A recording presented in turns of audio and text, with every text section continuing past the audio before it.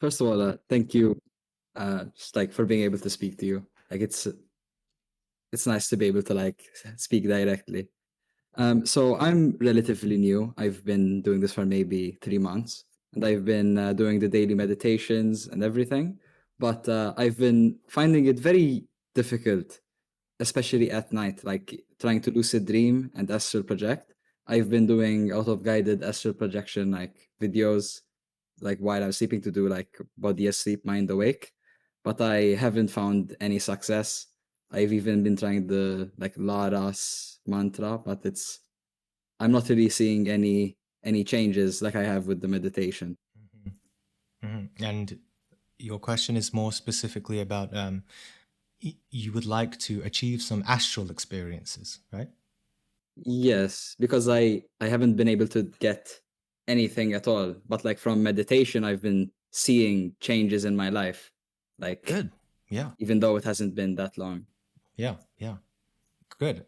Um, are you remembering your dreams, at least? Yes, yes. I'm actually remembering quite a bit of dreams, but I'm never becoming lucid in them, which Are you finding them is a bit helpful? odd. The dreams that you're having, like did My dreams are very odd. They're like just weird. They're very weird. But I always vividly remember them now, Hmm. much more than before. Okay. There's a thing about astral projection and dreams, and I'll probably cover it on the channel at some point. For example, when I was 18, I found astral projection.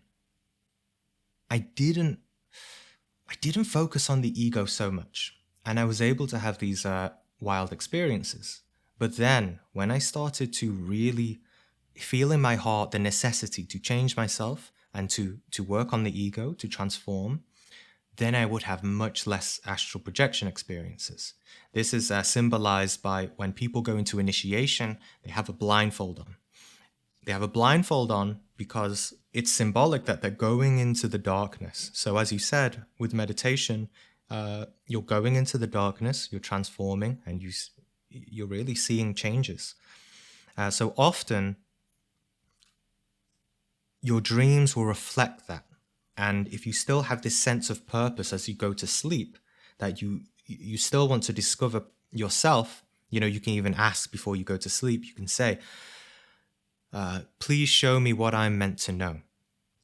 And then you can be revealed parts of your psyche, parts of your ego that will be really helpful for you in order to extract the consciousness from that bottled up thing within yourself that you're carrying within your person, and rise to a new level of being. So yeah, there's that aspect of why you may not be having experiences, because they may be very internal and very to help you with this work that you're working on. And then, of course, there's this aspect of, if you can see my hand here, this is the world. This is the psyche and the things that we're working on, and we can totally work on it a lot. But if we don't have this shining awareness on it, right, and live in this awareness rather than live in the change, then, because it's very easy to, when we see so much darkness, there's so much identity, and we get lost in this and trapped in all of this chaos of working in it. So shining this light, or living in the light, living in the awareness, can really help with that. So I would probably recommend practicing more the key of Sol from moment to moment. So with deeper meditation, or with more advanced practitioners, they don't just have, a meditation once, twice, or three times a day. When they're not meditating, they will have some kind of way of being, or practice, or technique to still maintain their awareness from moment to moment, always. So a good practice for that is the key of Sol. I don't know, have you heard of that one? Key of Sol? No, could you like give a brief explanation? Yeah, so I have a video for it. If anyone, I'll just explain it. If anyone wants to send him the video, that put it down in the voice text channel, that would be helpful. Key of Soul it's about developing your awareness.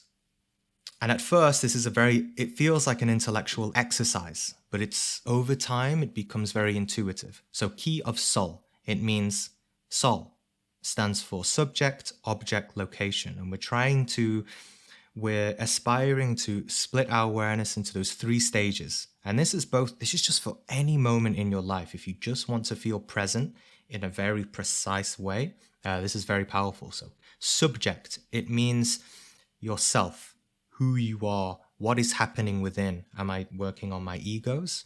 Am I doing this internal work? Am I washing the dishes? How am I feeling about reality? All your thoughts, all your emotions, subject.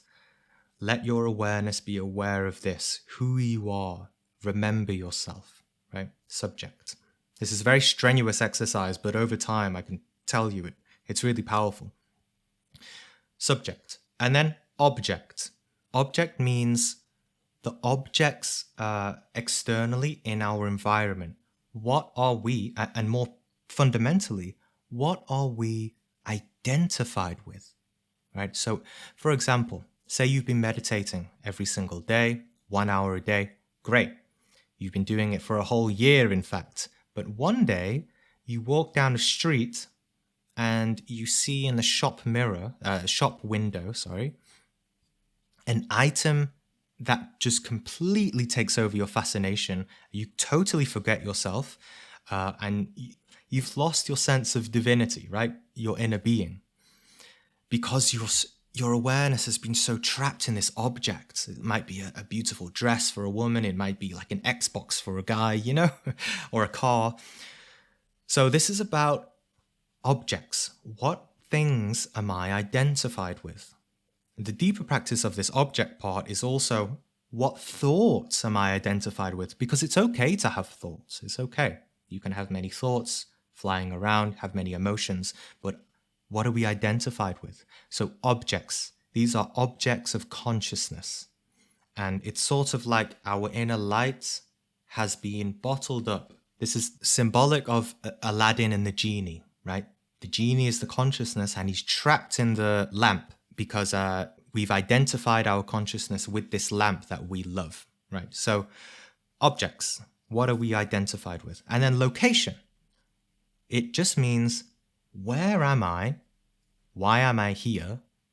And for what purpose? And what am I doing, right? So it's, where am I? Why am I here? How did I get here?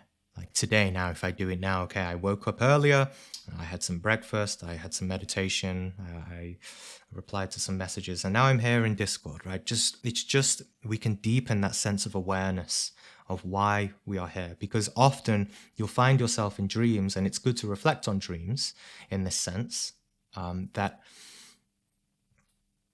you can recall any dream. You can have, I think you said you have bizarre dreams. Why didn't you know in those moments that you were walking on Mars next to a 20-foot elephant, right? So you weren't aware because you haven't trained your awareness to question it. So this questioning of reality is really important from moment to moment. And this awareness, when exercised thoroughly with a lot of effort, will totally spill out into your dreaming and astral experiences and your consciousness when you sleep at night. Okay, so eventually, I know that's a lot, right? It's very technical, subject, object, location, but it's very powerful.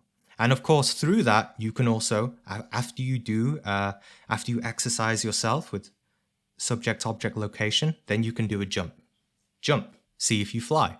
If you fly, you're in the astral. If not, you're in the physical. You have to really, really question it. You can't just go in physical life and say, I could do a reality check, but I know it's the physical. No, you have to really question it and say, wait, it could be in the physical. Because if you do that in a dream, you'll say to yourself, while in the dream, you'll just say, I know it's real life, but it's not, So yeah, you can do a jump, or you can do my favorite one that I teach a lot is hold your nose. If you can breathe through your nose while the nostrils are shut, then you're in the astral dimension. And then you can also contemplate before you do it, you can say, okay, what will I do if this is an astral experience? So eventually, I know it's a lot, but eventually you can then say, after practice, it doesn't have to be such an intellectual exercise. Over time, you can simply say to yourself, subject, let your awareness shine of yourself. Object, I know what my awareness is identified with. Location, I know where I am and why I'm here. So, yeah, I hope that helps. There you go. Yeah, thank you. That was really good. Just one small thing about the key of Sol. How often would you like try to do it as a technique? So like would you do it, for example, every 5 minutes in your head, or would you do it like with longer intervals, or just like whatever you think about it? When you begin, try to push yourself. Maybe I would say, I remember when I first started with lucid dreaming practices and reality checks, I found that around 6 times a day, 5 or 6 times a day is a good starting point. You can even get an app. There's some like lucid dreaming journal apps or reality check reminder apps. If you just put it into your phone, it will remind you to practice it. So I would say that's a good starting point, like 5, 6 times a day. If you get into the habit of that, doing it every day for at least, let's say, 3 days or to a week, you'll definitely start to do it in your dreams. So as long as you have a good dream recall memory, because we can certainly have lucid dreams and astral projections and not remember them as well. So yeah, and eventually, as a practice, as a person, as a human being with your type of awareness, the idea is that hopefully over time it will become more permanent way of being. That your awareness will be like that, always questioning and reflecting on life in a more balanced way, um, more contemplative way. In the Gnostic teachings, we call this the equilibrated man, someone who has their emotions balanced, intact, everything is good, the mind is good, everything is nice and balanced, and they're able to just be more generally a more aware person. So, yeah, and Key of Soul helps with that a lot, definitely.